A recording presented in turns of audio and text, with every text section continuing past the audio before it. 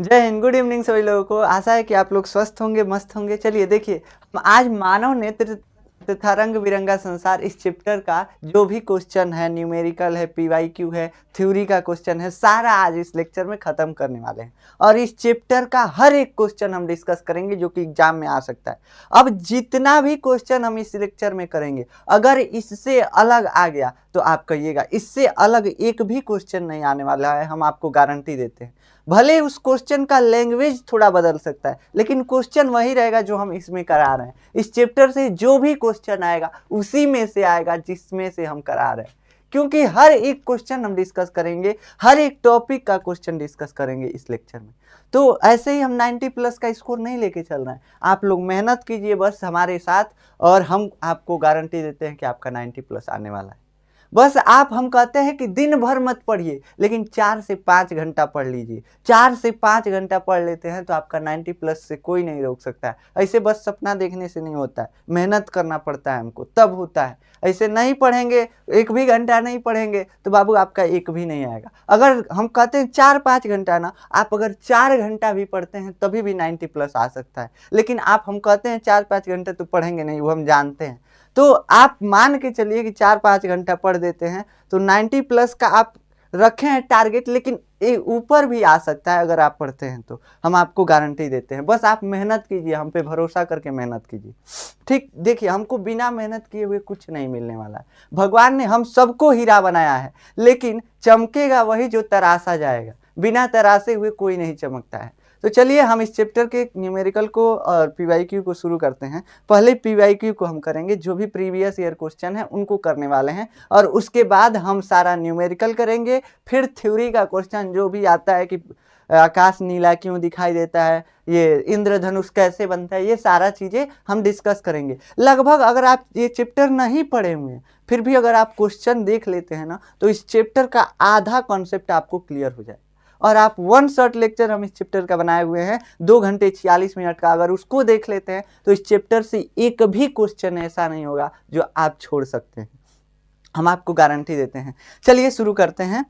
पहला जो हमारा क्वेश्चन है, ये पीवाईक्यू का क्वेश्चन है, नेत्र लेंस होता है, मतलब ये हुआ कि नेत्र लेंस कौन सा लेंस होता है, नेत्र लेंस कौन सा लेंस होता है। तो बाबू हम पढ़े हैं कि नेत्र लेंस उत्तल लेंस होता है, यानी कि कॉन्वेक्स लेंस होता है, जो कि बीच में से मोटा होता है। ये प्रोटीन का बना होता है, जेली के समान होता है, मतलब कठोर नहीं होता है। इसका आकार बदला जा सकता है इसको दबा करके और फैला करके। इतनी सारी चीजें हम बताए थे। तो नेत्र लेंस कौन सा लेंस है? उत्तल लेंस है। बस हमको क्वेश्चन में ये पूछा है कि कौन सा लेंस है, किस प्रकार का लेंस है, उत्तल है कि अवतल है। तो बाबू ये उत्तल लेंस होता है। हमारी आंखों में कौन सा लेंस यूज होता है? उत्तल लेंस। कैमरे में कौन सा लेंस यूज होता है? उत्तल लेंस, यानी कॉन्वेक्स लेंस, जो कि बीच में से मोटा होता है। बीच में जो लेंस मोटा है उत्तल लेंस, और जो लेंस बीच में पतला है वो क्या है? वो अवतल लेंस है। ये आप जानते हैं, हम आपको पहले चैप्टर में भी पढ़ाए हुए हैं। तो हमारे आंखों में उत्तल लेंस होता है, जिसका दूसरा नाम होता है अभिसारी लेंस, यानी प्रकाश को इकट्ठा करने वाला लेंस, प्रकाश को बटोरने वाला लेंस, अभिसारी लेंस। और अपसारी लेंस कौन होता है? ये अवतल लेंस होता है, जो कि प्रकाश को ऐसे फैला देता है, तो इसको बोलते हैं अपसारी लेंस, यानी प्रकाश को पसार दिया। ऐसे याद रखना होता है हमको। तो देखिए इसमें कौन सा ऑप्शन सही हो जाएगा? ऑप्शन नंबर ये जो है सही हो जाएगा, अभिसारी लेंस, यानी कि प्रकाश को इकट्ठा करने वाला लेंस। ये जो उत्तल लेंस है इसी को बोलते हैं अभिसारी लेंस। ठीक, नेक्स्ट क्वेश्चन हमारा आता है, मानव नेत्र में रेटिना पर बनने वाला प्रतिबिंब कैसा होता है? जो हमारी आंखों में प्रतिबिंब बनता है वो कैसा होता है, और हमको दिखाई कैसा देता है, यही क्वेश्चन पूछ रहा है।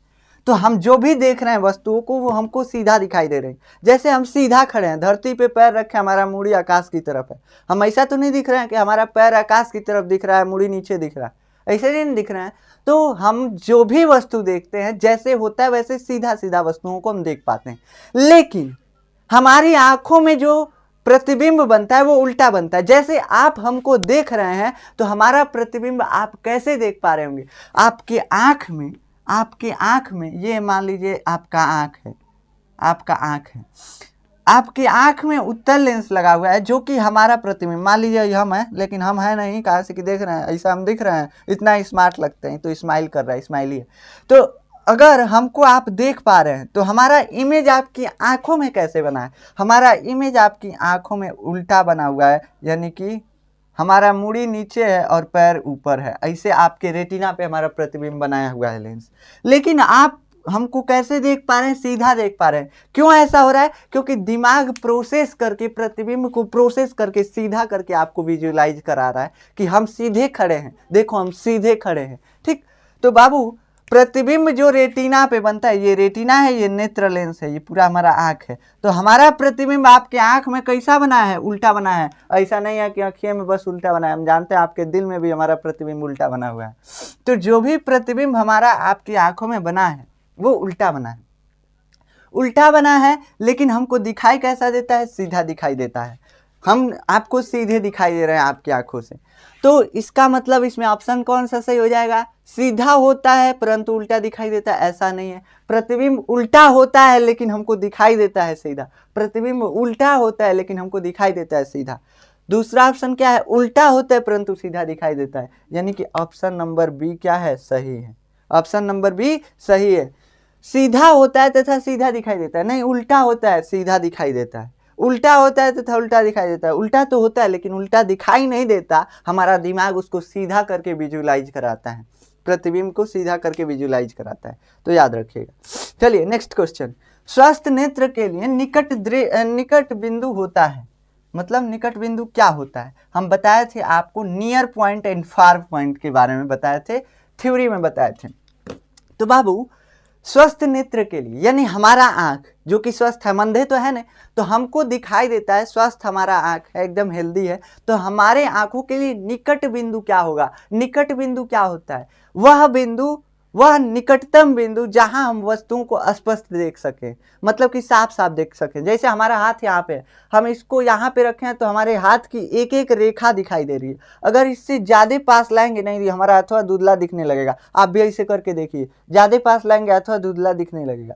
क्यों ऐसा होता है? क्योंकि हमारा निकट बिंदु, हमारा नेत्र जो है स्वस्थ है, हमारा निकट बिंदु होता है 25 सेंटीमीटर। 25 सेंटीमीटर से अगर नजदीक वस्तु आएगा तो धुंधला दिखाई देने लगेगा, स्पष्ट नहीं दिखाई देगा। तो हमको निकटतम वस्तुएं कहाँ तक स्पष्ट दिखाई देती हैं? निकटतम 25 सेंटीमीटर तक वस्तुएं हमको स्पष्ट दिखाई देती हैं। यानी 25 सेंटीमीटर से और पास में वस्तु को लाएंगे तो धुंधली दिखाई देने लगेगी। हमारा निकट बिंदु, निकट स्पष्ट दृष्टि की न्यूनतम दूरी भी इसको बोलते हैं, ये कितना होता है? 25 सेंटीमीटर होता है। इसको भी हम बताए थे। तो ऑप्शन ए सही हो जाता है, 25 सेंटीमीटर निकटतम बिंदु होता है, स्पष्ट दृष्टि की न्यूनतम दूरी होता है। नेक्स्ट क्वेश्चन क्या है? स्वस्थ नेत्र के लिए दूर बिंदु होता है। दूर बिंदु किसको बोलते हैं? बताए थे कि वह दूरस्थ बिंदु जहां तक हमारी आंखें स्पष्ट देख सकती हैं उसको हम स्पष्ट दृष्टि का अधिकतम दूरी बोलते हैं ना, फार पॉइंट जिसको हम बोलते हैं, स्पष्ट दृष्टि की अधिकतम दूरी। ये क्या होती है? तो हमारी आंखें अधिकतम कितना दूर स्पष्ट साफ साफ देख पाती हैं उसको हम बोलते हैं स्पष्ट दृष्टि की अधिकतम दूरी, या फार पॉइंट बोलते हैं। तो ये क्या होता है बाबू? हम अनंत तक, मतलब कि हम कितना ही दूर आप वस्तु को रख लीजिए ना, हम स्पष्ट देख सकते हैं। तो इसलिए हम कहते हैं कि हमारे स्पष्ट दृष्टि की अधिकतम दूरी कितनी है? इन्फिनिटी है, यानी कि अनंत है। तो हम कितने दूर तक वस्तुओं को स्पष्ट देख पाते हैं? अनंत तक। कितना हो दूर ले जाइए आप वस्तु को, हम स्पष्ट देख पाएंगे। ठीक, समझ में आया? तो ऐसे होता है स्पष्ट दृष्टि की अधिकतम दूरी और स्पष्ट दृष्टि की न्यूनतम दूरी। न्यूनतम कितना है? 25 सेंटीमीटर से कम लाएंगे तो नहीं देख पाएंगे, अधिकतम कितना दूर ले जाइए हम स्पष्ट देख पाएंगे। ठीक, पांचवा क्वेश्चन क्या है? इसमें कौन सा ऑप्शन सही होगा? ऑप्शन नंबर डी सही होगा। चौथा क्वेश्चन में ऑप्शन नंबर डी सही होगा, अनंत। पांचवा क्वेश्चन हमारा क्या है? निकट दृष्टि दोष से पीड़ित व्यक्ति के लिए प्रयुक्त किया जाता है। ये निकट दृष्टि दोष क्या होता है? हम आपको बताए थे, जिसको हम बोलते हैं मायोपिया। इंग्लिश में क्या बोलते हैं? मायोपिया। यह आंखों का रोग है। निकट दृष्टि दोष क्या है? आंखों का रोग है। इसमें क्या होता है? व्यक्ति को क्या दिक्कत होती है? अगर हमको निकट दृष्टि दोष हो जाए तो हमको क्या दिक्कत होगी? आप लोग तो चाहते हैं हमको हो जाए। वैसे देखिए, हमको अगर निकट दृष्टि हो जाए तो क्या होगा? हमको नजदीक की वस्तु दिखाई देगी लेकिन दूर नहीं दिखाई देगा। निकट दृष्टि दोष, नाम से याद रखिएगा, अगर निकट दृष्टि दोष किसी व्यक्ति की आंखों में हो जाता है तो उसको निकट की वस्तु दिखाई देगी। निकट दृष्टि दोष मतलब निकट की दृष्टि है उसके पास, सही सलामत है, लेकिन दूर नहीं देख पा रहा है। तो निकट दृष्टि दोष में क्या होता है, दूर की वस्तुएं नहीं दिखाई देती हैं, नजदीक की दृष्टि हमारे पास होती है। तो हम क्या कहेंगे कि निकट दृष्टि दोष में हमको नजदीक दिखाई देता है, जबकि दोष किस में होता है, दूर में होता है। दोष किस में होता है, दूर में होता है। तो निकट दृष्टि दोष में दूर नहीं दिखाई देता है। अब देखिए, हम आपको एक चीज बताते हैं, अगर आपको दूर नहीं दिखाई दे रहा है तो आप अवतल लेंस का चश्मा लगाइए, यानी पतले लेंस का चश्मा लगाइए। अगर आपको नजदीक नहीं दिखाई दे रहा है, यानी नजदीक के वस्तुओं को देखना है, तो ये मैग्नीफाई करता है, यानी चीज़ों को बड़ा करके दिखाता है। तो नज़दीक की वस्तुओं को बड़ा करके दिखाने का काम कौन करता है, ये उत्तल लेंस करता है।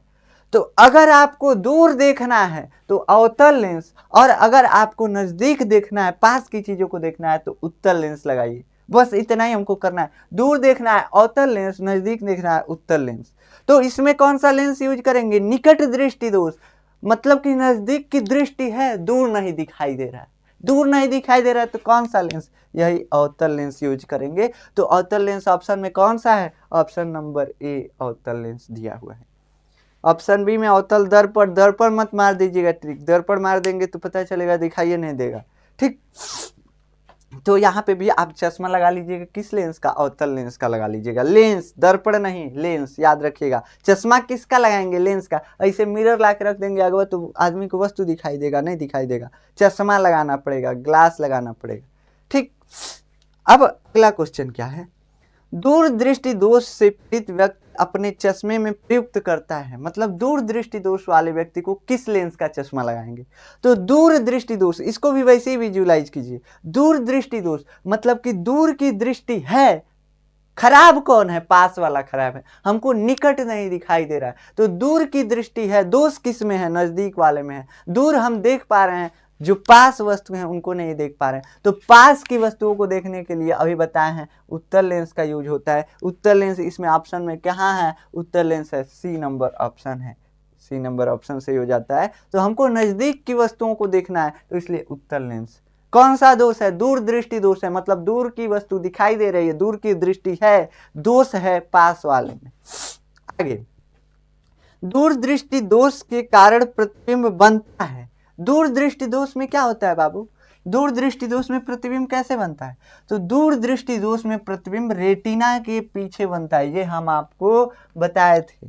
क्या होता है, दूर दृष्टि दोष में लेंस पतला हो जाता है, और पतला होने की वजह से इसकी फोकस दूरी बढ़ जाती है, फोकस दूरी यहाँ चली जाती है, रेटिना यहाँ पे रह जाता है, और किसी वस्तु का प्रतिबिंब बनाना होता है तो ये क्या करता है, ये लेंस जो है ले जाके यहाँ रेटिना के पीछे प्रतिबिंब बना देता है। इस बिंदु का प्रतिबिंब, ए बिंदु का प्रतिबिंब यहाँ पे बन गया ए डैश, और ये हमारा रेटिना है। और जब तक वस्तु का प्रतिबिंब रेटिना पे नहीं बनता है, हमको वस्तुएं नहीं दिखाई देती हैं। तो यहाँ पे क्या हुआ, यहाँ पे ए बिंदु का प्रतिबिंब रेटिना के पीछे बन गया। किस में ये होता है, दूर दृष्टि दोष में होता है। क्या होता है इसमें, इसमें गोलक छोटा हो जाता है, मतलब आँखिया हमारा छोटा हो जाता है। देखिए ये हमारा आँख है, ऐसे अगर ये हमारा आँख का साइज थोड़ा सा बड़ा हो जाए, तो बड़ा होगा तो क्या होगा, रेटिना भी पीछे जाएगा, तो रेटिना यहाँ पे चला आता, यानी छोटा हुआ है, छोटा हुआ है आँख, इसलिए रेटिना जो है हमारा क्या हुआ है, रेटिना थोड़ा सा आगे आ गया है। तो आँख का गोलक, आँख गोली टाइप का है, तो आँख का गोलक छोटा हो गया है। लेंस पतला हो गया है, पतला हुआ है यानी इसका कर्व कम हुआ है। कर्व अगर ज्यादा रहता तो इसे मोटका लेंस नहीं रहता है कि नहीं। तो इसका कर्व यानी घुमाव कम हो गया है, घुमाव कम हुआ है यानी वक्रता कम हुआ है। लेंस की वक्रता कम हुई है, लेकिन वक्रता त्रिज्या बढ़ी है, वक्रता त्रिज्या बढ़ी है। सब कुछ ध्यान देने वाला बात है। सारा हम कॉन्सेप्ट आपको थ्योरी में समझाए थे कि क्या क्या होता है। इसमें क्या हुआ, लेंस पतला हुआ। पतला क्यों हुआ, क्योंकि इसका घुमाव कम हुआ, वक्र कम हुआ। लेकिन वक्रता त्रिज्या देखेंगे तो लेंस जो है बड़े गोले का अब भाग लगेगा। अगर लेंस मोटा रहता, अगर लेंस मोटा रहता इसे, तो ये लगता है छोटे से गोले का भाग है। तो बड़े गोले का त्रिज्या बड़ा होगा, इसलिए इसकी वक्रता त्रिज्या भी बढ़ गई, और छोटे वाले गोले का त्रिज्या छोटा होगा, इसलिए इसकी त्रिज्या घट गई, वक्रता त्रिज्या घट गई, तो बाबू पतला लेंस हो जाता है। किसमें होता है? दूर दृष्टि। कौन सा दिया है? दूर दृष्टि दोष। दूर की दृष्टि है लेकिन नजदीक नहीं दिखाई दे रहा, तो पतले लेंस से ही हम दूर की वस्तुओं को देख पाते हैं। ये आप ध्यान रखिएगा, पतला लेंस होता है तो हम वस्तुओं को, दूर की वस्तुओं को देख पाते हैं। पतला लेंस अवतल लेंस होता है जिससे हम वस्तुओं को, दूर की वस्तुओं को देख पाते हैं। तो यहाँ पे याद रखिएगा, दूर दृष्टि दोष में दूर का दिखाई दे रहा है, इसका मतलब लेंस अब पतला हो गया है। पतला से ही दूर देखा जा सकता है, तो लेंस पतला हो गया है। लेंस पतला हो गया तो इसका वक्रता कम हो गया है, घुमाव कम हो गया है, और जिसकी वजह से वक्रता त्रिज्या बढ़ गया, यानी फोकस दूरी भी बढ़ गया है। कहाँ से कि फोकस दूरी और त्रिज्या में आप संबंध जानते हैं, r बराबर f बटा में 2, जानते हैं ना। तो ये r अगर बढ़ा है तो फोकस दूरी भी बढ़ जाएगा। ठीक, तो वक्रता त्रिज्या, लेंस का वक्रता त्रिज्या बढ़ा है, आंख का गोलक छोटा हुआ है, वक्र कम हुआ है, लेंस का वक्र कम हुआ है, वक्रता त्रिज्या बढ़ा है। ये चीजें आपको याद रखनी है। देखिए एक से एक यहाँ पे आप कॉन्सेप्ट निकाल सकते हैं। लेंस पतला हुआ है, रेटिना आगे आ गया है, प्रतिबिंब इसमें पीछे बन रहा है, यानी रेटिना आगे आ गया। आगे क्यों आया? क्योंकि हमारा आँखिया छोटा हो गया, छोटा हुआ है, बस गोलक मतलब छोटा हुआ है, तो रेटिना आगे घसक गया। समझ में आया? प्रतिबिंब पीछे बन रहा है, यानी लेंस की फोकस दूरी बढ़ गई है। फोकस दूरी बढ़ गई है इसलिए प्रतिबिंब दूर बन रहा है। फोकस दूरी बढ़ी है इसलिए प्रतिबिंब दूर बना है। फोकस दूरी कब बढ़ सकती है? जब आर बढ़ेगा। आर कब बढ़ेगा? जब वक्र कम होगा, घुमाव कम होगा। समझ में आया? तो ये क्वेश्चन थोड़ा सा डीपली हम समझाएं इसलिए कि कैसे भी इसको पूछ दिया जाए आप इसका जवाब आसानी से दे सकें। तो इसमें क्या लिखेंगे कि दूर दृष्टि दोष में क्या होता है? दूर दृष्टि दोष के कारण प्रतिबिंब कहाँ बनता है? रेटिना के पीछे बनता है। दूर दृष्टि दोष के कारण प्रतिबिंब रेटिना के पीछे बनता है। नजदीक जो वस्तु रखा होता है उसका प्रतिबिंब रेटिना के पीछे बनता है। जो दूर होता है वस्तु तो हमको दिखाई देता है, इसका मतलब दूर की वस्तुओं का प्रतिबिंब रेटिना पे बनता है दूर दृष्टि दोष में। लेकिन नजदीक की वस्तुओं का प्रतिबिंब कहाँ बनता है? रेटिना के पीछे बनता है। तो दोष जिसमें है वही तो हमको बताना है कि दूर दृष्टि दोष में, दूर दृष्टि दोष में क्या होता है? नजदीक नहीं दिखाई देता। नजदीक की वस्तु का प्रतिबिंब कहाँ बनता है? तो रेटिना के पीछे बनता है। ठीक, तो दूर दृष्टि दोष के कारण प्रतिबिंब बनता है रेटिना से पीछे। ऑप्शन नंबर सी यहाँ पे सही हो जाता है, रेटिना पर गलत होगा। ऑप्शन नंबर सी इस क्वेश्चन में सही हो जाता है, रेटिना के पीछे, रेटिना से पीछे। ये आप सारा कॉन्सेप्ट ध्यान रखिएगा, यहाँ पे भी डिस्कस कर दिए, थ्योरी में भी डिस्कस कर दिए, कंफ्यूज नहीं होना है हमको। अगला क्वेश्चन क्या है? दूर दृष्टि से पीड़ित मनुष्य का निकट बिंदु स्थित होता है। दूर दृष्टि से पीड़ित व्यक्ति का निकट बिंदु स्थित होता है। दूर दृष्टि दोष है, यानी कि निकट बिंदु कहाँ चला गया? दूर चला गया है। कहाँ दूर चला गया है बाबू? निकट का वस्तु नहीं दिखाई दे रहा है।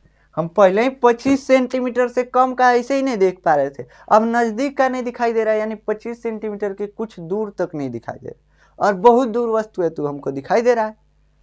क्या दिया है? दूर दृष्टि दोष। दूर दृष्टि दोष में दूर की विजिबिलिटी सही है, दूर हमको दिखाई दे रहा है। दोष किस में है? निकट वाले में, मतलब नजदीक नहीं दिखाई दे रहा है, नजदीक नहीं दिखाई दे रहा। तो दूर दृष्टि दोष से पीड़ित मनुष्य का निकट बिंदु जो 25 सेंटीमीटर पे था, अगर सही रहता तो 25 सेंटीमीटर पे अच्छा से दिखाई देता, तब दूर दृष्टि दोष नहीं रहता। लेकिन दूर दृष्टि दोष है, दूर का सही है, नजदीक का खराब है, यानी 25 सेंटीमीटर के आगे भी वस्तुओं को रखने पर हमको वस्तुएं नहीं दिखाई दे रही हैं। ठीक, तो 25 सेंटीमीटर से अधिक दूरी पे निकट बिंदु चला जाता है। हमारा निकट बिंदु यहाँ पे अच्छा से दिखाई दे रहा था 25 सेंटीमीटर पे, अब हमको 25 सेंटीमीटर पे नहीं, अब दूर करके वस्तुओं को देखना पड़ रहा है, तो इसका मतलब निकट बिंदु दूर चला गया है। स्पष्ट दृष्टि की न्यूनतम दूरी जो है अधिक हो गई है, बढ़ गई है। ठीक, तो 25 सेंटीमीटर से अधिक दूरी पर चला गया है हमारा निकट बिंदु। ऑप्शन नंबर सी इसमें सही है, 25 सेंटीमीटर से अधिक दूरी पर। अगला, निकट दृष्टि दोष से पीड़ित व्यक्ति का दूर बिंदु स्थित होता है। देखिए सारा क्वेश्चन है, हर एक टाइप का क्वेश्चन यहाँ पे लाया गया है। निकट दृष्टि दोष मतलब नजदीक की दृष्टि है, दूर की दृष्टि नहीं है। इसका मतलब कि दूर वाला कहीं पास में शिफ्ट हो गया होगा, दूर बहुत दूर हमको नहीं दिखाई दे रहा, दूर वाला कहीं पास शिफ्ट हो गया होगा, यानी कि दूर बिंदु पास आ जाता है। तो इसमें क्या होगा? निकट दृष्टि दोष से पीड़ित व्यक्ति का दूर बिंदु स्थित होता है अनंत से कम दूरी पे, यानी कि बहुत दूर से कम दूरी पे आ जाता है। अनंत तक हमको दिखाई दे रहा था जब स्वस्थ थे, लेकिन अंधे हुए निकट दृष्टि दोष हुआ तो निकट का दिखाई दिया, बहुत दूर का नहीं दिखाई दिया। बहुत दूर का मतलब अनंत का नहीं दिखाई दिया। अनंत हमारे लिए स्पष्ट दृष्टि की अधिकतम दूरी था, यानी दूर बिंदु था, तो दूर बिंदु पास चला आया। दूर बिंदु से हमको कम दूरी पे ही वस्तुओं को हम देख पा रहे हैं, तो इसका मतलब दूर बिंदु पास चला आया। तो दूर बिंदु अनंत से कम दूरी पर आ गया। ऑप्शन नंबर डी इसमें सही है। ऑप्शन नंबर डी इसमें सही है। अगला, जब श्वेत प्रकाश कांच के प्रिज्म से गुजरता है तो न्यूनतम विचलन होता है। ये सारा तो हम आपको बता चुके हैं, ये सारा चीजें हम बता चुके हैं कि सबसे कम विचलन देखने को मिलता है लाल रंग के प्रकाश में, क्योंकि लाल रंग का तरंग दैर्ध्य यानी लेमडा सबसे अधिक होता है। और सबसे ज्यादा विचलित कौन होता है? बैगनी रंग यानी वॉयलेट कलर, जिसका तरंग दैर्ध्य सबसे कम होता है। जिसका तरंग दैर्ध्य सबसे कम, वो सबसे ज्यादा विचलित होगा। तरंग दैर्ध्य का मतलब छोटे छोटे तरंगों के रूप में ये बैगनी रंग का प्रकाश चलता है, और ये लाल रंग का प्रकाश बड़ा बड़ा तरंग ऐसे बनाता है। ठीक, तो ये होता है तरंग, ऐसे सिंपल भाषा में समझने के लिए। नहीं तो तरंग दैर्ध्य क्या होता है? एक तरंग द्वारा चली गई दूरी क्या होती है? तरंग दैर्ध्य कहलाती है। तो इतना हम डिटेल से समझाएंगे, यहाँ पे आपके सिलेबस में नहीं है तरंग दैर्ध्य, तो यहाँ पे हम आपको नहीं समझा सकते। ये 9th क्लास का है और 11th क्लास का। तो बाबू, जो कम सबसे विचलन होता है वो कौन सा कलर है? लाल कलर है, क्योंकि इसका तरंग दैर्ध्य सबसे अधिक है। जिसका तरंग दैर्ध्य यानी वेवलेंथ सबसे अधिक, उसका विचलन कम। जिसका वेवलेंथ सबसे कम, उसका विचलन ज्यादा, यानी वो ज्यादा बिखरेगा, ज्यादा भटकेगा अपने रास्ता से, जिसका तरंग दैर्ध्य कम रहेगा। समझ में आया? तो जब श्वेत प्रकाश कांच के प्रिज्म से गुजरता है तो न्यूनतम विचलन यानी सबसे कम विचलित होता है लाल कलर का प्रकाश, क्योंकि इसका तरंग दैर्ध्य सबसे अधिक होता है। तो लाल रंग का प्रकाश इसमें ऑप्शन नंबर कौन सा है? Option number C. देखिए ऑप्शन नंबर इसमें बी लिख दिया गया है, सी ऑप्शन इसमें सही हो जाता है। ठीक, नेक्स्ट क्वेश्चन, कांच का अपवर्तनांक अधिकतम होता है। कांच का अपवर्तनांक अधिकतम होता है किसके लिए? बाबू, अपवर्तनांक का मतलब होता है प्रकाश को मोड़ने की क्षमता, प्रकाश को विचलित करने की क्षमता।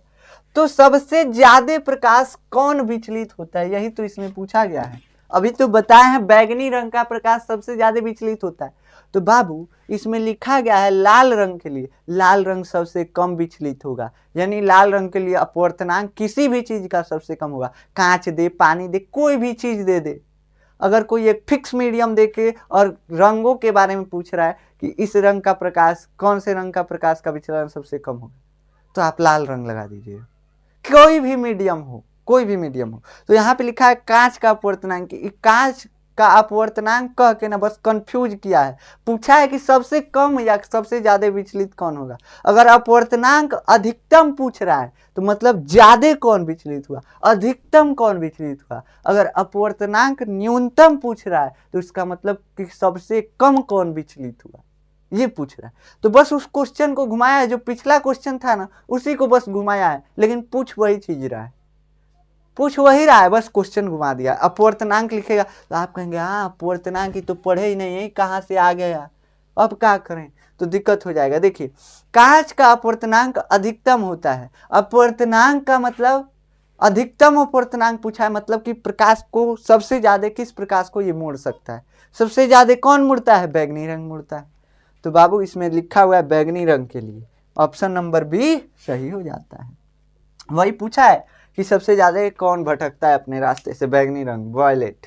ठीक, आगे, कांच का अपवर्तनांक न्यूनतम होता है किसके लिए? वही देखिए, वही क्वेश्चन घुमा घुमा के पूछ रहा है कि कांच का अपवर्तनांक न्यूनतम होता है किसके लिए? न्यूनतम होता है तो लाल रंग के लिए न्यूनतम होगा। लाल रंग सबसे कम विचलित होता है, ऑप्शन नंबर डी लाल रंग इसमें सही हो जाएगा।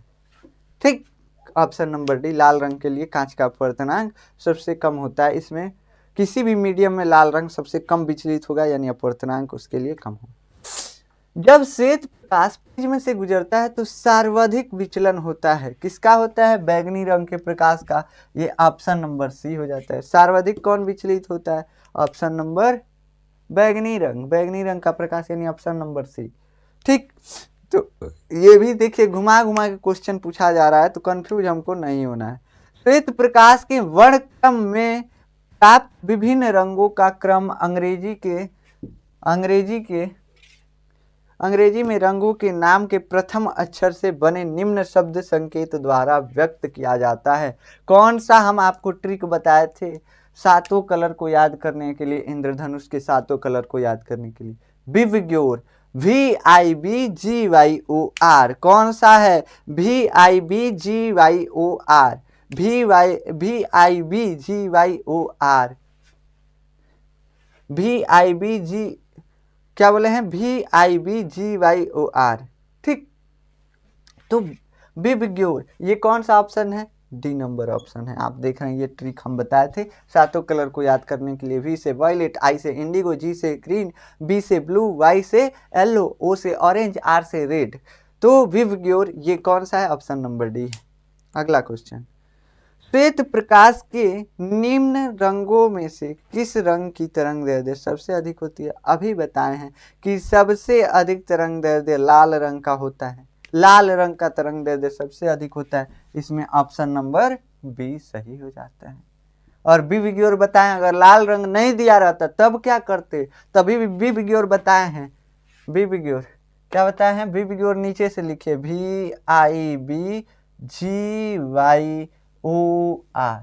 ऐसे बताए थे ना। और कहे थे कि जैसे जैसे आप इसमें ऊपर जाएंगे तरंगदैर्ध्य लेमडा का मान बढ़ता जाएगा, और लेमडा का मान बढ़ेगा यानी विचलन या अपवर्तनांक n जो है ये कम होता जाएगा। अपवर्तनांक या विचलन कम होता जाएगा।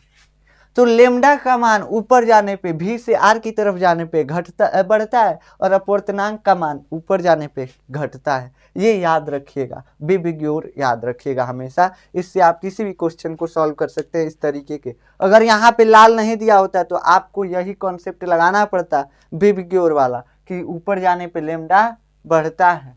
जैसे भी से ज़्यादा लेमडा किसका होगा? भी से ज़्यादा तरंगदैर्ध्य किसका होगा? आई का होगा, यानी इंडिगो का होगा। वायलेट से ज़्यादा इंडिगो का, इंडिगो से ज़्यादा ब्लू का, ब्लू से ज़्यादा ग्रीन का।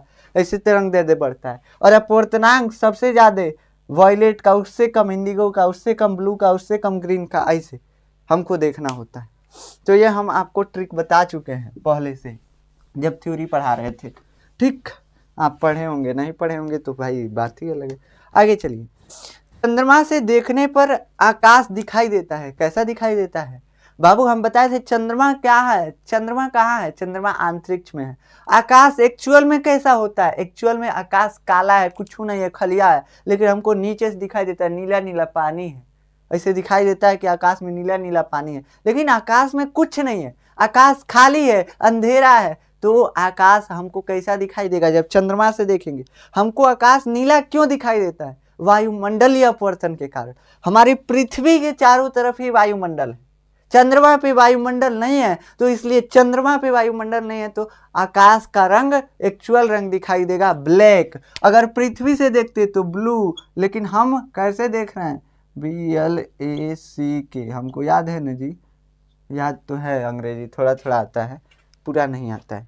तो जो हम चंद्रमा से देखेंगे आकाश को कैसा दिखाई देगा? ब्लैक दिखाई देगा, एकदम अनहरिया अनहरिया। क्यों ऐसा क्यों होता है? क्योंकि आसमान में या चंद्रमा पे अंतरिक्ष में हवा नहीं है, तो इसलिए अपवर्तन नहीं होगा और आकाश हमको नीला नहीं दिखाई देगा। हमारे पृथ्वी के चारों तरफ वायुमंडल है, इसलिए प्रकाश का अपवर्तन होता है। अपवर्तन होने के कारण बैगनी और नीला रंग ऊपर ही फैल जाता है, जिससे आकाश हमको नीला दिखाई देता है।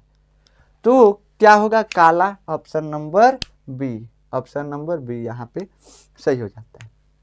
आगे, इस रंग के प्रकाश का प्रकरण सबसे कम होता है बाबू। जो सबसे कम विचलित होगा, सबसे कम बिखरेगा, उसका प्रकरण सबसे कम होगा। सबसे कम कौन बिखरता है? जिसका लेमडा सबसे ज्यादा होता है।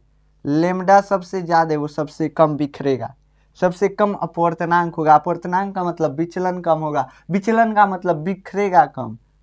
वायलेट का लेमडा सबसे कम होता है, इसलिए इसका बिखराव सबसे अधिक होता है, इसका बिखराव सबसे कम होता है। तो बाबू सबसे कम कौन बिखरेगा? प्रकीर्णन का मतलब बिखराव, बिखराव, प्रकाश का बिखरना, छोटे छोटे कणों से टकरा करके प्रकाश बिखर जाता है, इसी को प्रकीर्णन बोलते हैं। तो किस रंग के प्रकाश का प्रकीर्णन सबसे कम होगा, जिसका लैम्डा सबसे अधिक होगा? लाल रंग के प्रकाश का बिखराव सबसे कम होगा, क्योंकि इसका लैम्डा यानी तरंग दैर्ध्य सबसे अधिक है। तो लाल रंग यानी ऑप्शन नंबर बी। चलिए देखिए, एक ही क्वेश्चन को कितने तरह से पूछा हुआ है, 5 बार ये क्वेश्चन आ चुका है, 5 बार।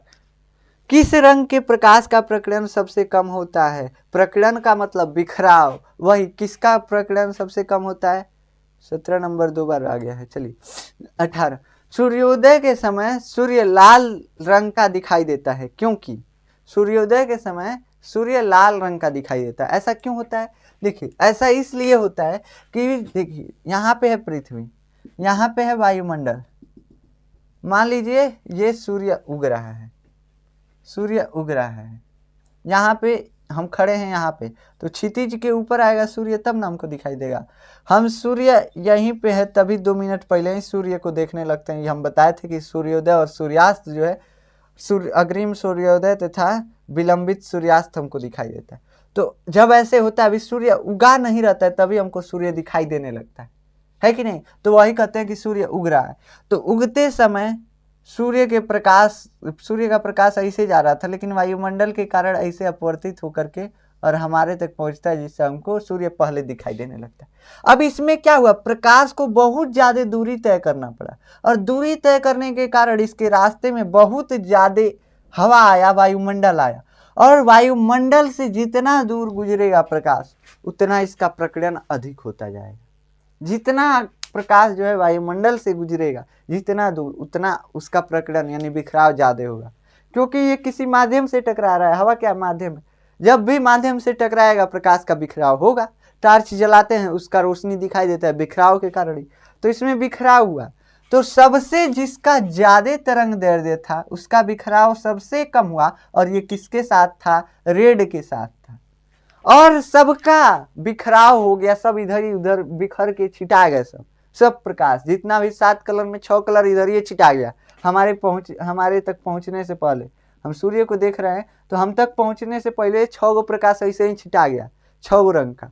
लेकिन एक रंग जो लाल रंग है, ये प्रकाश सबसे दूर तक जाता है, इसका बिखराव कम होता है, तो ये हम तक पहुंच गया, ये हमको दिखाई दे रहा है लाल। तो अग्रिम सूर्योदय के समय प्रकाश, सूर्य जो है लाल क्यों दिखाई देता है? क्योंकि वायुमंडल या अपवर्तन होता है। किसके कारण बाबू? वायुमंडल या अपवर्तन के कारण। तो लाल रंग का प्रकीर्णन सबसे अधिक होता है, ऐसा तो नहीं है। लाल रंग का बिखराव ज्यादा हो जाता है, तो लाल रंग हमको नहीं दिखाई देता, प्रकीर्णन उसका सबसे कम होता है।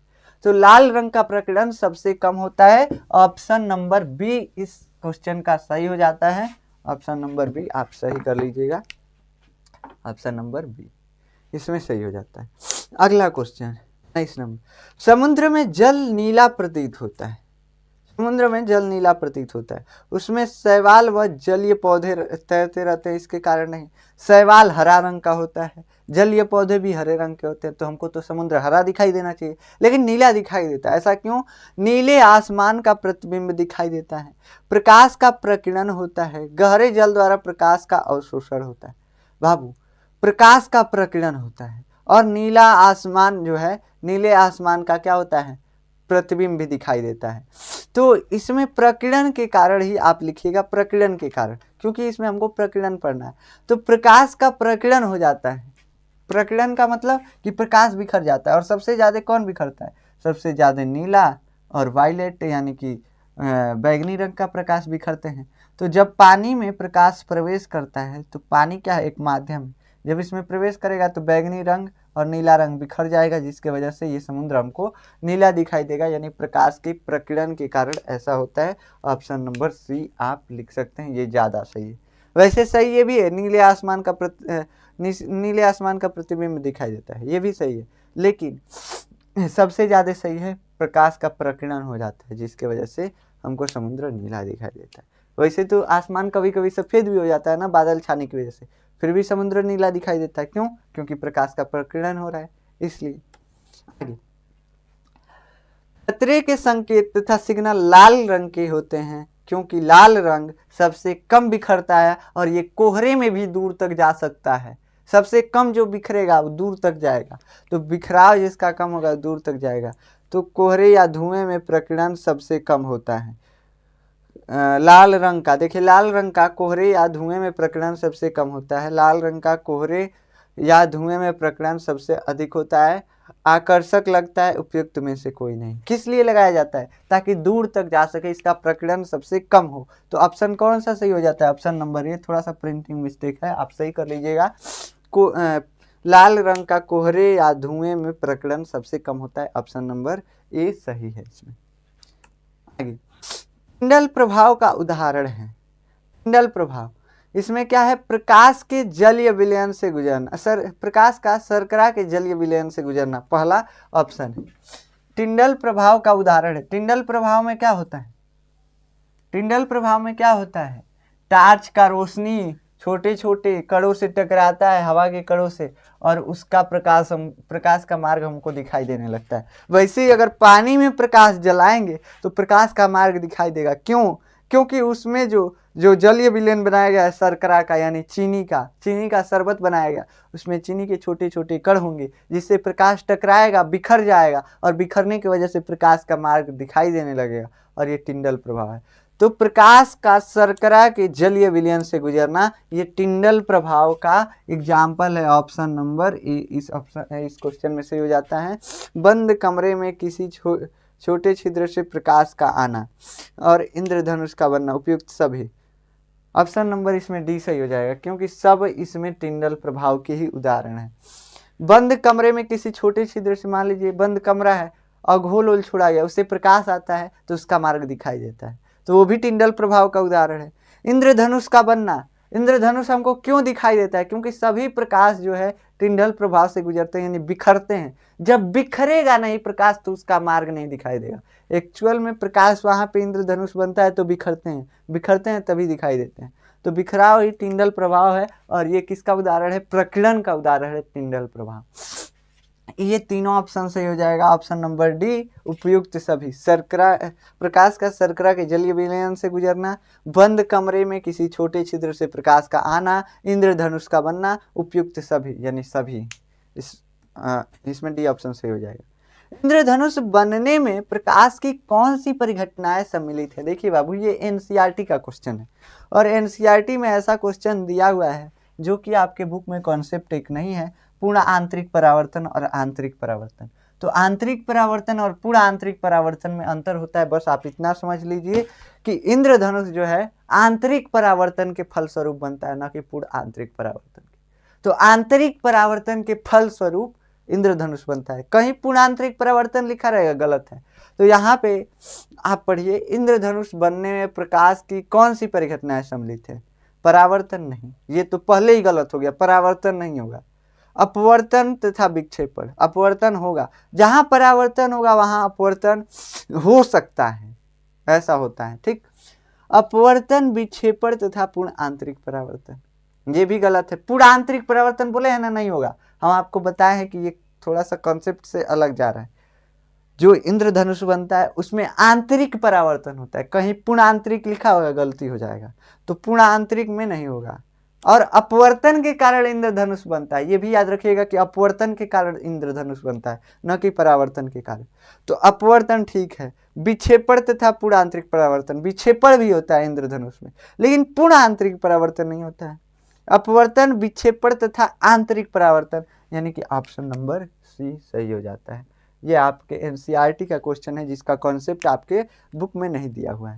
तो बस आप यहाँ पे समझ जाइए कि इंद्रधनुष कैसे बनता है। अपवर्तन के फलस्वरूप बनता है, उसमें वर्ण विक्षेपण होता है, यानी सभी कलर के प्रकाश आपस में बिखर जाते हैं। उसके बाद आंतरिक परावर्तन के फलस्वरूप बनता है, न कि पूर्ण आंतरिक परावर्तन के, आंतरिक परावर्तन के फलस्वरूप बनता है। ऑप्शन नंबर सी सही हो जाता है। चौथा ऑप्शन क्या है? विक्षेपण, प्रकीर्णन तथा पूर्ण आंतरिक परावर्तन। पूर्ण आंतरिक परावर्तन फिर गलत हो गया, ठीक। अगला, तारों के टिमटिमाने का कारण है। वायुमंडलीय अपवर्तन है। वायुमंडल के कारण तारों की जो रोशनी आ रही होती है वो थोड़ी सी मुड़ करके आती है, जिससे हमको तारे का वास्तविक स्थान नहीं दिखाई देता है, आभासी स्थान दिखाई देता है, जिससे तारे हमको टिमटिमाते हुए नजर आते हैं। आपको हम बताए भी थे कि तारा यहाँ पे रहेगा, वायुमंडल हमारे आसपास है, हम यहाँ पे खड़े हैं तो ऐसे प्रकाश आएगा, तो ऐसे मुड़ के आता है, मुड़ के आएगा, बस हमको ये प्रकाश लगेगा कि यहाँ से, हम तो नीचे से देख रहे हैं, हमको लगेगा ये प्रकाश कहीं यहाँ से आ रहा है, हमको तारा यहाँ पे दिखाई देगा, है कि नहीं, तारा यहाँ पे दिखाई देगा, तो इसलिए हमको तारे टिमटिमाते हुए दिखाई देते हैं। ठीक, तो यहाँ पे क्या लिखा हुआ है, वायुमंडलीय जल बूंदों द्वारा प्रकाश का विक्षेपण, गलती है। वायुमंडल में परिवर्ती अपवर्तनांकों के विभिन्न परतों द्वारा प्रकाश का अपवर्तन। देखिए वायुमंडल जो होता है ना, जैसे जैसे ऊपर से वायुमंडल में नीचे आएंगे वैसे वैसे अपवर्तनांक वायुमंडल का बढ़ता जाता है। हम बताए थे वायु का अपवर्तनांक 1.0003 होता है। ये क्या है, ये मतलब औसत अपवर्तनांक है। जैसे जैसे आप ऊपर से नीचे आएंगे अपवर्तनांक बढ़ता जाता है। ठीक, अपवर्तनांक बढ़ता जाता है, तो लेयर मतलब अलग अलग अपवर्तनांक के लेयर वायुमंडल में पाए जाते हैं, तो उसी के कारण प्रकाश का अपवर्तन होता है, जिससे तारे का प्रकाश मुड़ गया, मुड़ने की वजह से हमको तारे का आभासी स्थान दिखाई दे रहा था। यानी ऑप्शन नंबर इसमें बी सही हो जाएगा। क्या लिखा हुआ है, लिखा हुआ है वायुमंडल में परिवर्ती यानी बदलते हुए अपवर्तनांक, जो ऊपर से नीचे आएंगे तो क्या होगा, अपवर्तनांक बढ़ रहा है, यानी बदल ही तो रहा है, तो बदलते हुए अपवर्तनांकों की विभिन्न परतों द्वारा प्रकाश का अपवर्तन होता है, जिससे तारे जो हमको टिमटिमाते हुए दिखाई देते हैं। वायुमंडलीय धूल कणों द्वारा प्रकाश का प्रकीर्णन ऐसे होगा तो प्रकाश का रास्ता बस दिखाई देगा। बादलों द्वारा प्रकाश का आंतरिक परावर्तन, ऐसे कुछ नहीं होता है। चलिए, स्वच्छ आकाश नीला प्रतीत होता है, क्योंकि नीला रंग जो है आकाश में सबसे ज़्यादा बिखर जाता है, इसके वजह से ऐसा होता है। नीला और बैगनी रंग आकाश में सबसे ज़्यादा बिखर जाता है, इनके बिखरने की प्रकीर्णन की क्षमता सबसे ज़्यादा होती है। तो यहाँ पे क्या लिखा हुआ है, नीला प्रकाश वायुमंडल में अवशोषित हो जाता है, नहीं बिखरता है। अवशोषित होने का मतलब सोख लिया जाएगा, कहीं दिखेगा ही नहीं। ठीक, पराबैंगनी विकिरण वायुमंडल में अवशोषित हो जाते हैं। पराबैंगनी विकिरण से हमको कोई मतलब ही नहीं है, क्योंकि ये तो विजिबल रे है, जो हम कह रहे हैं नीला रंग जो है विजिबल रे है। ठीक, तो इसमें पराबैंगनी का कोई मतलब ही नहीं है। वायुमंडल द्वारा अन्य सभी वर्णों के प्रकाश की तुलना में बैगनी तथा नीला प्रकाश अधिक प्रकीर्णित होता है। प्रकीर्णित होने का मतलब बिखरता है। ऑप्शन नंबर सी सही हो जाता है। वायुमंडल द्वारा बैगनी तथा नीले प्रकाश की तुलना में अन्य सभी वर्णों का प्रकाश अधिक प्रकीर्णित होता है। नहीं, नीला और बैगनी सबसे ज़्यादा प्रकीर्णित होता है, उससे कम सभी प्रकाश प्रकीर्णित होते हैं। तो ऑप्शन नंबर इसमें सी ही सही होगा। आप देख लीजिए, पढ़ लीजिए ध्यान से, क्या होता है, बैगनी और नीला रंग सबसे ज़्यादा बिखरते हैं, प्रकीर्णित होते हैं। अगला क्वेश्चन, जब प्रकाश नेत्र में प्रवेश करता है, अब नंबरिंग मत देखिए, नंबरिंग यहाँ पे गलत हो गया। जब प्रकाश नेत्र में प्रवेश करता है तो अधिकांश अपवर्तन कहाँ होता है? बाबू, हमारा ये आँख है और आँख के आगे पहले होता है कार्निया, वहाँ उसके बाद होता है लेंस। तो जैसे आँख में प्रवेश किया, ये कार्निया भी थोड़ा थोड़ा लेंस की तरह अपवर्तन करता है, तो अधिकांश अपवर्तन कहाँ होता है? कार्निया पे होता है। कार्निया अधिकांश अपवर्तन करता है। ठीक, तो जैसे प्रकाश आँख में प्रवेश करेगा, ये क्या करेगा, अधिकांश प्रकाश का अपवर्तन यही कर देता है, उसके बाद लेंस उसका प्रतिबिंब बनाता है। तो कार्निया पर ही, जिसको हम स्वच्छ मंडल भी बोलते हैं, तो स्वच्छ मंडल या कार्निया पर नेत्र में प्रवेश करने वाली प्रकाश का अपवर्तन सबसे अधिक होता है। आप ये याद रखिएगा थोड़ा सा। ठीक, ऑप्शन नंबर बी इसमें सही हो जाता है। उसके बाद किस पे होता है अपवर्तन? लेंस पे होता है। लेंस अपवर्तित करके प्रतिबिंब बना देता है। आगे, निम्नलिखित कथनों में से कौन सा सही है? बाबू ये अच्छे से पढ़िएगा, क्योंकि ये क्वेश्चन जो है एनसीईआरटी का है, और एनसीईआरटी का क्वेश्चन पूछे जाने की संभावना बहुत ज़्यादा रहती है, और टफ क्वेश्चन एनसीईआरटी बनाता है थोड़ा सा।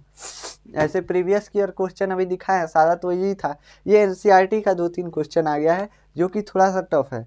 निम्नलिखित प्रकथनों में से कौन सा सही है? निकट दृष्टि दोष वाला व्यक्ति दूर की वस्तुओं को स्पष्ट देख सकता है? ऐसा नहीं है। निकट दृष्टि दोष अभी बताया है, निकट दृष्टि दोष मतलब नजदीक दिखाई देगा, दूर नहीं। तो ये क्या कर रहा है, निकट दृष्टि दोष वाला व्यक्ति दूर की वस्तुओं को देख सकता है, नहीं दूर ही तो नहीं दिखाई दे रहा, इसीलिए निकट दृष्टि दोष है। दीर्घ दृष्टि दोष या दूर दृष्टि दोष, दूर दृष्टि दोष वाला व्यक्ति पास की वस्तुओं को देख सकता है। दूर दृष्टि दोष मतलब कि दूर दृष्टि है, दोष किस में है, पास वाले में, तो पास की वस्तुओं को नहीं देख पाएगा। तो दूर दृष्टि वाला दोष, दूर दृष्टि दोष वाला व्यक्ति पास की वस्तुओं को नहीं देख पाए। ऑप्शन नंबर बी भी गलत हो गया। सी, निकट दृष्टि दोष वाला व्यक्ति पास की वस्तुओं को स्पष्ट देख सकता है, ये सही है। निकट दृष्टि है लेकिन दोष किस में है, दूर वाले में है। निकट दृष्टि दोष में दोष किस में होता है, दूर वाले में। दूर का नहीं दिखाई देता है लेकिन नजदीक का तो दिखाई देता है ना, तो बोल रहा है निकट दृष्टि दोष वाला व्यक्ति पास की वस्तुओं को स्पष्ट देख सकता है। ऑप्शन नंबर सी सही हो जाता है। आगे अब आप चौथा ऑप्शन भी पढ़ सकते हैं, वो सही नहीं है, आप पढ़ सकते हैं। दीर्घ दृष्टि दोष वाला व्यक्ति दूर की वस्तुओं को स्पष्ट नहीं देख पाता है। दीर्घ दृष्टि दोष यानी दूर दृष्टि दोष, दूर की दृष्टि है, दूर की वस्तुओं को स्पष्ट देख पाएगा, यहाँ पे लिखा है नहीं देख पाएगा, इसलिए गलत।